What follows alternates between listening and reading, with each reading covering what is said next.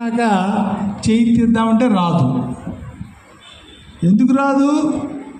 ఇప్పుడు పిడికిట్లో ఏమున్నాయి చెప్పండి, ఏమున్నాయి చెప్పరే? ఆ ఎర్ర చెర్రీ పళ్ళు ఉన్నాయి, చెర్రీ పళ్ళు అనుకుందాం, చెర్రీ పళ్ళు చేతి నిండా ఉన్నాయి. కోతి ఆ చెర్రీ పళ్ళు విడిచిపెట్టదు, చేయి బయటికి రాదు, ఇలా గింజుకుంటూ ఉంటుంది. అదేం పుచ్చకాయ కర్బూజ ఇంత ఉంటుంది, ఈ చేయి రాదు.